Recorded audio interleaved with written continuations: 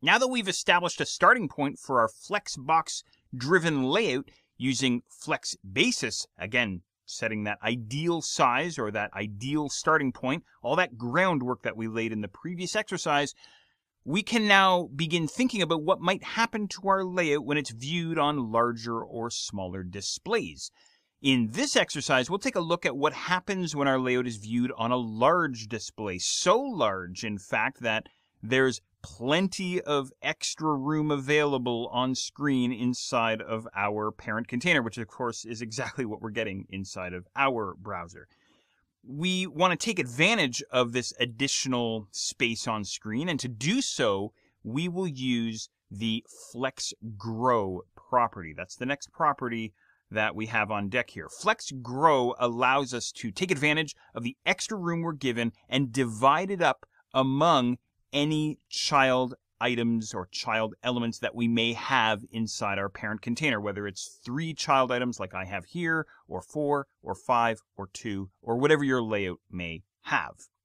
Said another way, Flex Grow controls how child flex items will grow or scale up in size or expand relative to other child flex items. Think about it this way. When there's extra space inside the parent container, how should we divide up that space? How should it be occupied by child items? So what I'm going to do here is, of course, I'm using child 1, 2, and 3, the class rules here, and of course their related divs down inside the HTML.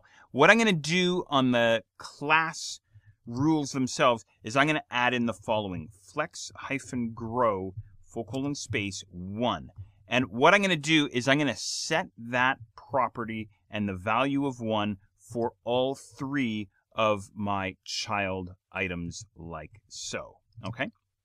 Now, if I save my code and head back to my browser, if I can make it there, and refresh, here's the result that we get. All 3 columns, all 3 child items now expand to take advantage of the available space. They expand to fill the available space on screen.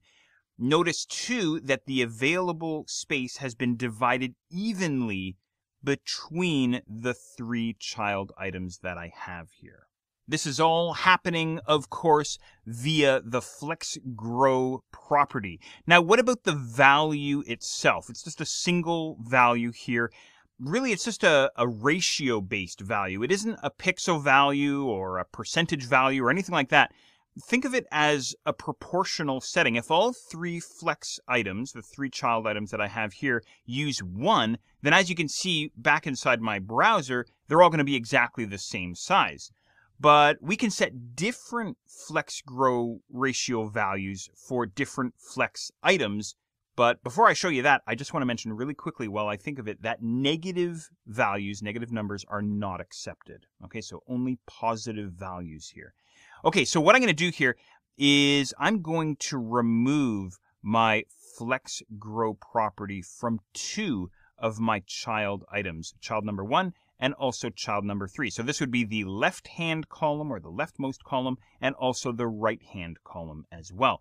Now, if I save my code and head back to the browser and refresh here, this is what I now wind up with. The 2 child elements over on the left-hand side, number 1 way over here, and number 3 on the right-hand side way over here, they all revert back to their ideal size, which we set in the previous exercise. The ideal size, or the starting point, if you want to think of it like that, as set by Flex Basis. Or meanwhile, the 3rd column, number 2 in the middle here, he expands to occupy the remaining space inside the parent container. So that's what's happening here.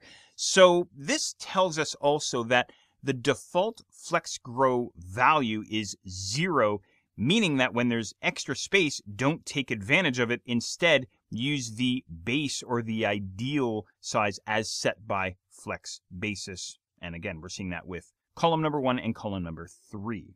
All right? Now, what else can we do here? Well, I'm going to head back to my code here. What I'll do is I'll just undo a couple of steps just to put my Flex Grow back onto my other 2 child items here. And again, if I save my code really quickly and refresh, we're back to this sort of a layout where the available space is being divided evenly between all three columns. Okay? And what I'm going to do is I'm going to take the guy in the middle and I'm going to change his values somehow. I'm going to change it maybe just to 2. Okay? I'll save my code and head back to the browser. Any ideas here what we might get before I refresh? Well, I'm going to go ahead and refresh here, and this is the result that we get. You can see that the center column, column number 2, expanded just a little bit. Now, you'll get a more dramatic result if you use a higher value. If I crank this up to maybe 5, we would get something like this, or perhaps even higher, maybe up to 10 or 15 or something like this. Okay? So as you can see, it isn't an exact ratio. We're just dividing up the amount of available space inside the parent container. So that's what's happening here. It's all about the flex grow property. The flex grow property is based off of the flex basis property, or again, that ideal size. And it's all about how do we want to take advantage of any available extra space inside of our parent container whenever our layout is viewed on a large monitor. Now, what happens when things shrink down onto smaller displays, smaller monitors? That's what the next exercise is all about.